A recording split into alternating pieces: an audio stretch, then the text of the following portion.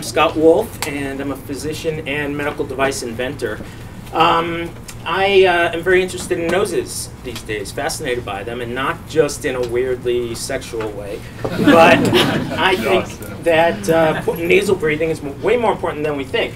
The causes of there's lots of causes of poor nasal breathing, and they lead to these problems. That these are some of the things you go to the doctor for. I'm saying that nasal breathing is essential to health, but also to mood, to energy, and to well-being. And the way I came on this is also allergies, and I noticed that I feel tired when I have allergies. This is the area of maximal nasal resistance. But I feel tired, and I notice if I put a Breathe Right strip on, immediately I feel better. I feel less tired, my mood increases. And so what I did is start wearing Breathe Right strips, and because Breathe Right strips enlarge your nasal passage. And then I also studied this instant change that Dr. Einstein does, and I want everybody to do it. So everybody breathe in through your nose, and then put your fingers on the sides of your nose and pull out, and do it again. Feel the change? Yeah. Okay. If you didn't feel a change, pull harder until you feel a change. No. And so that's what I used for the instant studies. What I found, and I'll go through a little bit of the data. What I found is that when I did that and sat and breathed that way a little bit, the world became a little bit brighter. I felt a little bit better. So one thing I felt is that I was breathing more slowly when I did that. And so I looked at respiratory rates over days when I was breathing normally and when I was pulling out on my skin. There was no difference. It was the same respiratory rate. I was surprised by that. And so there was a feeling that I was breathing more slowly. I'm trying to figure out why I feel that way. I think this helps belly breathing. Maybe it just decreases the effort of breathing in some way. So also it also, because your nostrils are a little bit open, it might change the pauses that you have between breaths. So then I looked at sleep with a Breathe Right strip. I did 6 consecutive days normal, and then with a Breathe Right nasal strip. And what's the axis there? Oh, I'm sorry. That's my scale of how refreshed I felt on a scale of 1 to 4 and 1 to 5. So without the Breathe Right strips, I really didn't feel all that refreshed in the morning. And so wearing the Breathe Right strip, I felt more refreshed. That was a definite difference that I felt upon waking up every morning. And Breathe Right strips are proven to help with snoring.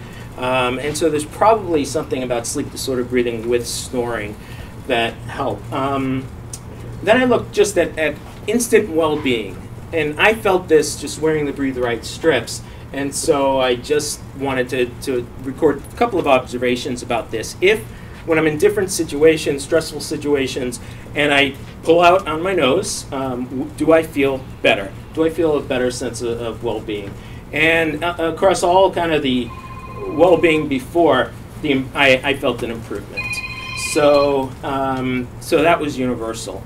So this idea is, what I'm saying is that feeling tired from allergies is not necessarily from allergies. It could be because you're not breathing well.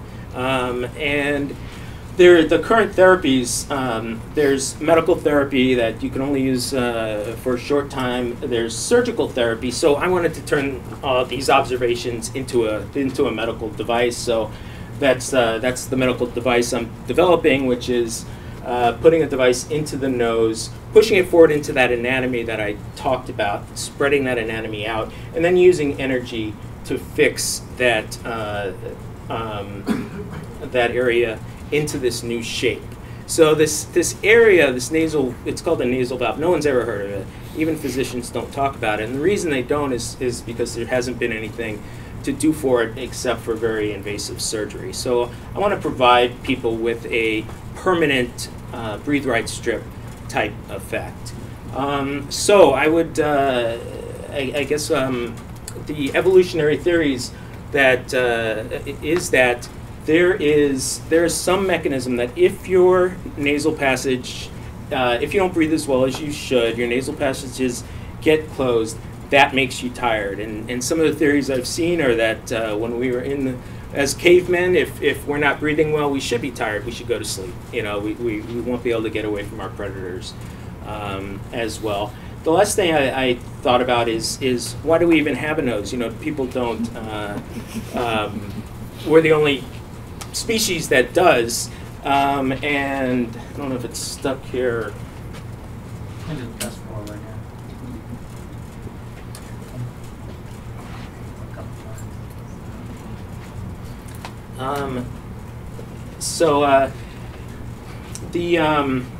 Well, my slides got out of order, but so evolutionarily, I think there's a reason that this happens. Why do we have a nose? We're the only species that does. We're the only species that gets that has this problem.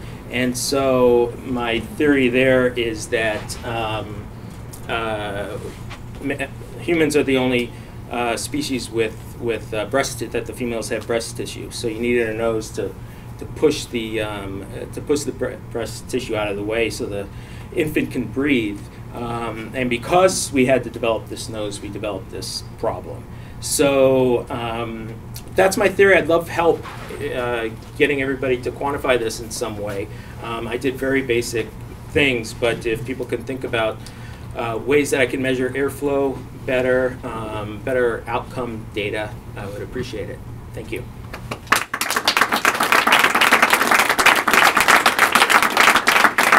Let's go right to the questions. Yes. Back here, who hasn't? I have a question. So, do you think that breathing through the nose versus through the mouth gets the air more into the brain? Is that? Could you repeat the question? Sure. The question was, does breathing through the nose rather than the mouth, does that direct airflow or oxygen to the brain? And I don't think it's related to oxygenation at all, because first of all, the effect that I'm feeling is immediate.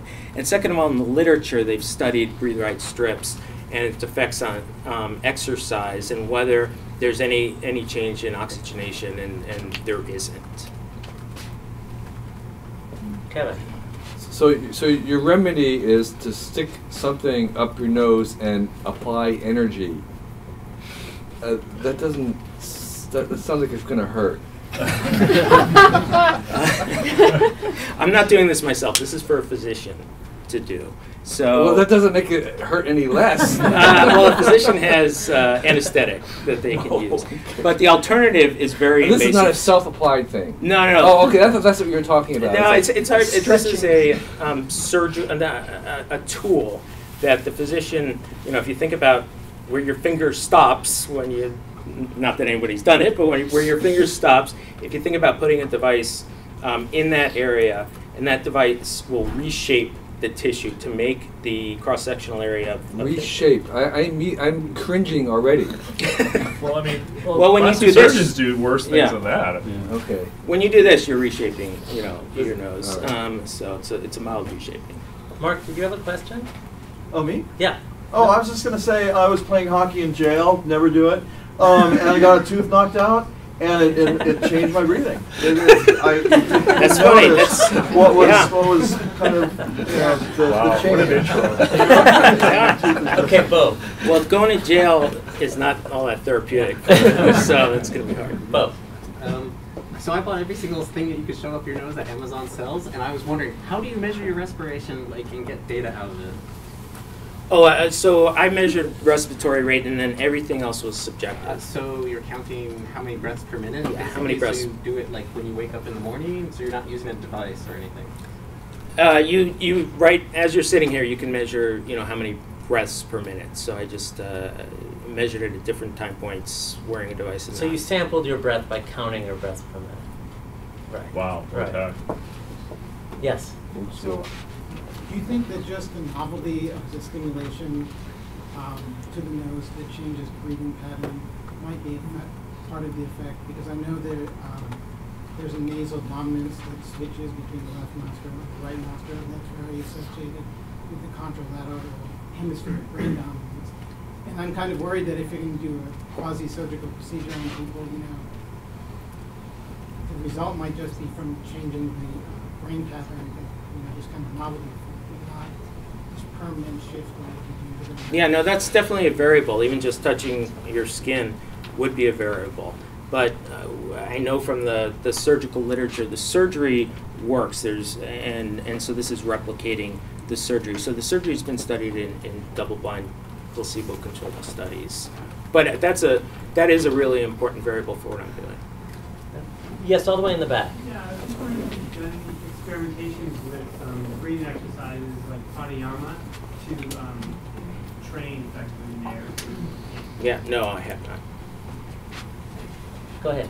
Yeah, I noticed that most of your outcomes were very qualitative, subjective. So, have you thought about using the video, or maybe even looking at first thing in the morning cortisol levels or endocrine levels to see whether or not you can actually get a little bit more quantitative and empirical feedback that you're actually feeling better versus thinking you feel better? Yes, I've thought about it, and as I develop the device, we'll be doing those kind of studies. I think the qualitative parts of it, though, to start off, are the most important parts. You know, you're feeling tired, you're feeling stuffy, and that's what I want to address. You know, not necessarily any objective measures of it. So, Paul, how much time do we have left? 35 seconds. Okay, I want to go to Bo again, because I know I've heard Bo talk about experiments with improving breathing, and I know you've gotten so deeply into this. Just what do you think about this idea? Would you try it to help you? Because you have some serious problems you've been trying to solve. I fear energy in all its unknown and unnamed forms, but the stuff that I bought from Amazon, like, it's basically paper clips that you shove up your nose way past the finger line, and that does something similar, I think, and that does help. But for me, I find I have to do like the neti pot and the breathe right strips and the paper clip. Right. Let me make a comment about energy, because in my device world, energy is a tool. Radio frequency energy, or even it's just heat, basically, ways of developing heat. So But it's maybe not as scary as one of the things that Bo's quantified self-talk and your talk both say is that, I mean, this is an idea that sounds, I think, from the reaction, it's just sort of hard to take on first hearing. But Bo, your experience is that changing airflow and the shape of your nasal passages is something that was meaningful in terms of. Yeah, so it definitely makes a difference, but it looked like you only had like 14 days of data. Right. And so, somebody recently sent me something about vitamin D, and I, like right away I noticed an effect, and then it sort of wore off after 5 days. So then the last thing just to ask is there any particular experiment that people could do without a surgical or medical device intervention that you think would be useful in answering this question about whether these, whether your idea is true? So it's wearing breather right strips, and I really do think even the surgery is those are, if you repair your deviated septum, the outcomes are qualitative. It's qualitative scores on questionnaires. So there's really objective data on airflow and things like that don't correlate to improvement qualitatively. Now, I haven't thought about the blood studies of cortisol and things like that, so that would be interesting. Great. Scott, thank you so much. Okay, thank you.